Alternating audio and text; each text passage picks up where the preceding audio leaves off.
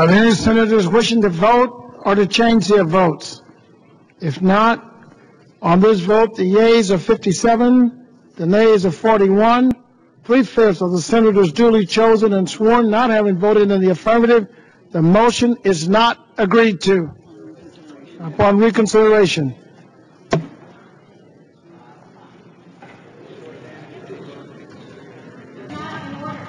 We have order in the chamber, please. The Senate be in order. Mr. President. Senator from California. Is it appropriate for me to speak on the bill for a few minutes, please? The motion to proceed is pending. Thank you very much. Mr. President, on a big bill, I find this a very puzzling situation where for the second time, the other side of the aisle has essentially said, we won't let you go to a vote on a motion to proceed to debate until there's agreement on the bill. How can there be agreement on the bill if there isn't debate and if the majority at least isn't allowed to present its position? And I find on a bill of this size and the complexity of the bill, to refuse to go to a debate on the bill to be just an amazing thing. And I would hope the other side of the aisle would begin to see that and would relent. I had a chance today to listen to some of the questions being asked in the Special Committee on Investigations of Goldman Sachs. And if anything should show the need for this bill, it is what is going on in a committee of this body. And yet out here, we cannot even begin the debate on the bill.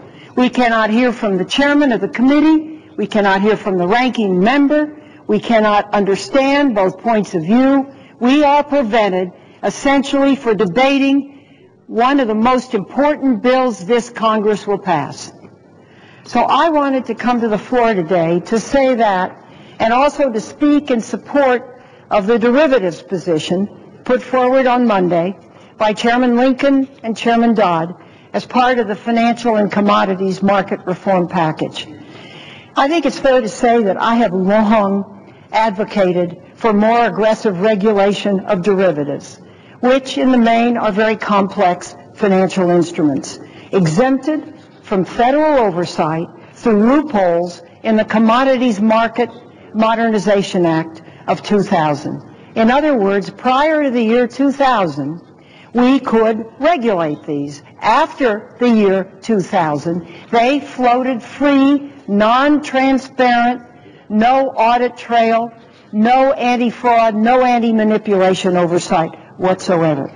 The Dodd-Lincoln bill is the most aggressive and comprehensive proposal to regulate the out-of-control derivatives market that has been offered yet by this Congress, and I strongly support it. The Dodd-Lincoln bill will require robust federal oversight. It will establish transparency. It will reduce systemic risk.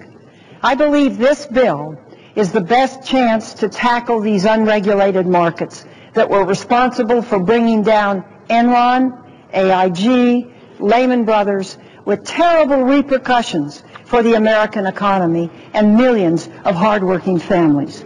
And this bill will rein in reckless traders who lack a moral compass.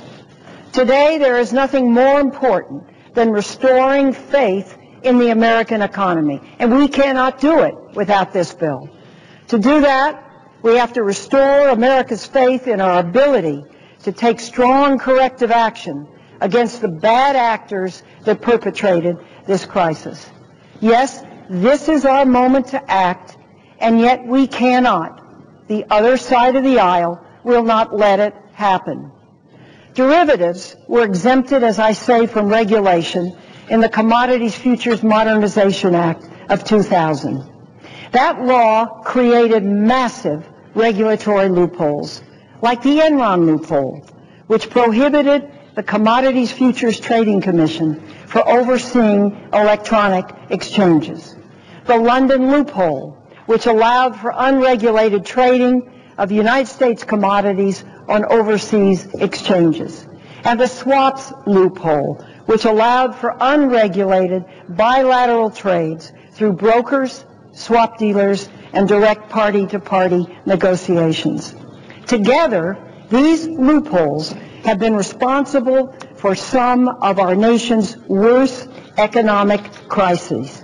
They must be closed. I first became aware of the problem of unregulated derivatives during the Western energy crisis. The year was 1999, when Enron traders fleeced Californians for approximately $40 billion in artificially inflated electricity and natural gas prices. Without federal oversight rules in place, it took us some time to realize what was going on in California. And then when we did, the parties in power would not believe us. We learned the hard way the dangers of having no paper trail, no one to raise the alarm, no cop on the beat to enforce penalties. Some experts told us this was just supply and demand. I even remember going to the White House and hearing these exact words. We didn't know that traders were in it just for greed.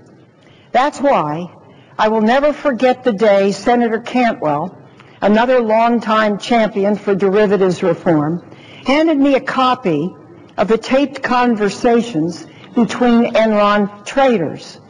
These tapes from Enron's West Coast trading desk demonstrated beyond a reasonable doubt that energy traders would do anything to make a buck.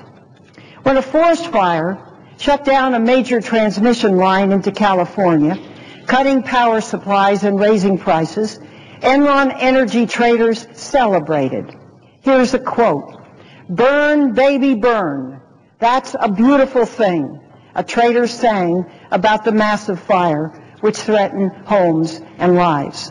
The tapes also confirm that in secret deals with power producers, traders deliberately drove up prices by ordering power plants shut down. And when California regulators tried to get money back from Enron, their traders joked this, quote, "They're taking all the money back from you guys, all the money you guys stole from those poor grandmothers in California," end quote. That was the mentality. Another one, "Yeah, Grandma Millie, ma'am," replied the second trader. This was an eye-opening experience, to say the least. In 2002, 2003, 2004, I offered 4 separate amendments to restore regulation to derivatives markets. And each time, the President's Working Group on Financial Markets advocated against the amendments, and they went down. Our nation's financial experts argued that private parties would protect the public interest by looking out for their own interests. And Congress trusted our experts. But the experts were wrong. They ignored the growing risk these products posed to our financial system. In 2007, finally, the Senate took action to close the Enron loophole when it approved bipartisan legislation that I authored with Senators Snowe and others. That legislation brought regulatory oversight to electronic commodity exchanges like the Intercontinental Exchange, and it established anti-fraud and anti-manipulation standards for our nation's electronic energy futures market. But then they go offshore and go and trade on the London Exchange to avoid the law.